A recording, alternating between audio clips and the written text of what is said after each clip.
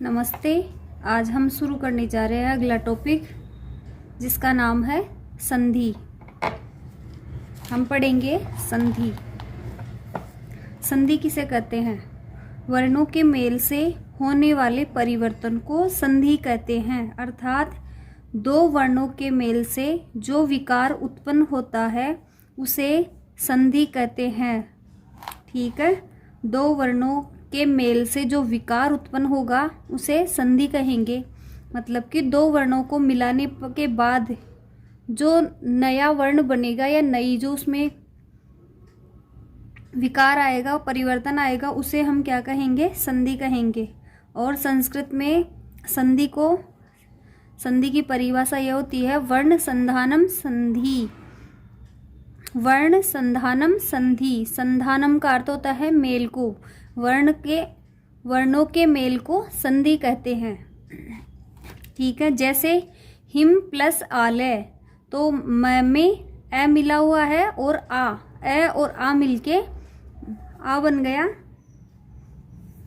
ठीक है, तो क्या हो गया? हिमालय। इसी प्रकार आगे देखेंगे हम संधि के प्रकार। संधि कितने प्रकार की होती है? संधि 3 प्रकार की होती है। स्वर संधि, व्यंजन संधि और विसर्ग संधि। स्वर संधि में देखेंगे हम, स्वर संधि के 5 भेद होते हैं। दीर्घ संधि, वृद्धि संधि, गुण संधि, यण संधि, अयादि संधि। ठीक है, और व्यंजन संधि के 2 भेद होते हैं, जशत्व संधि और अनुनासिक संधि। विसर्ग संधि के भेद होते हैं, सत्व संधि, उत्व संधि, रुत्व संधि और विसर्ग लोप संधि।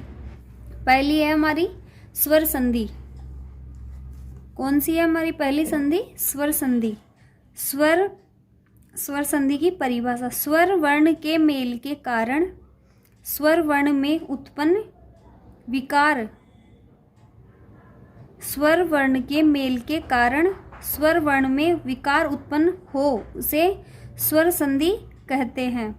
स्वर वर्ण के मेल के कारण मतलब जो मेल होगा ना, जिनमें संधि होगी ना, वो कौन सा होगा? स्वर वर्णों में ही होता है। स्वर संधि में जो मेल होगा वो 2 स्वरों में ही होता है और उनसे जो उत्पन्न विकार होगा उसी को हम क्या कहेंगे? स्वर संधि।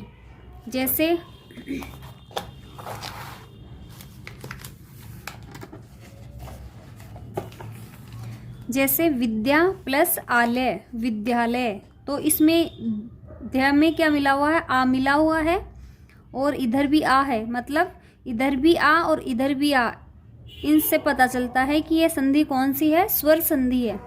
ठीक है, अब स्वर संधि के भी 5 भेद होते हैं। स्वर संधि के 5 भेद होते हैं जो हम देखते हैं। पहला है दीर्घ संधि। दीर्घ संधि की परिभाषा है 2 समान स्वर को मिलाकर दीर्घ हो जाता है। दीर्घ संधि किसे कहेंगे? 2 समान स्वरों के मेल से उत्पन्न विकार दीर्घ संधि में आएगा। जैसे ए और आ,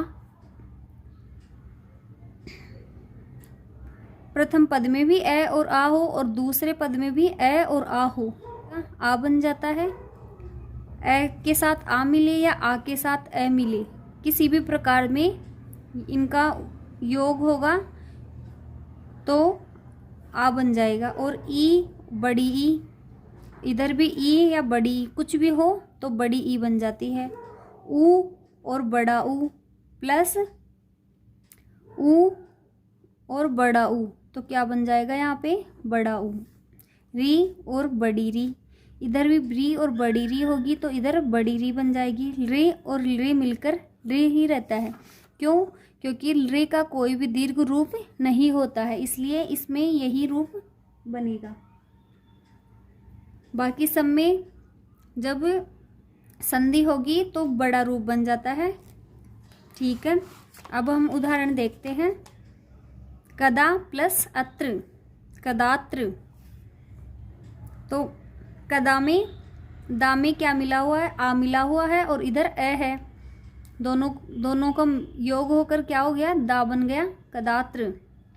दैत्य प्लस अरी, ए प्लस ए मिलकर आ बन जाएगा, दैत्यारी। देव प्लस आलय, ए प्लस आ बराबर देवालय, आम बन गया यहाँ पे। भूमि प्लस ईस, भूमीस। अति प्लस इदम, अतिदम, अतिदम, बड़ी ई हो गई। श्री प्लस ईश, श्रीश। विष्णु प्लस उदय, विष्णुदय। वधु प्लस उत्साह, वधुत्साह। मातृ प्लस ऋणम, मातृणम। रि प्लस ऋकार, ऋकार, ऋकार हो जाएगा ये।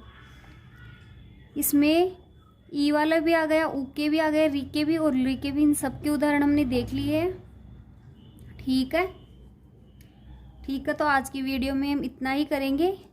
इससे आगे हम अगली क्लास में देखेंगे इसका अगला पार्ट संधि का। अगर आपको मेरी वीडियो अच्छी लगी हो तो प्लीज़ वीडियो को लाइक, शेयर और कमेंट करें। और अभी तक आपने मेरा चैनल सब्सक्राइब नहीं किया तो प्लीज़ चैनल को सब्सक्राइब करें।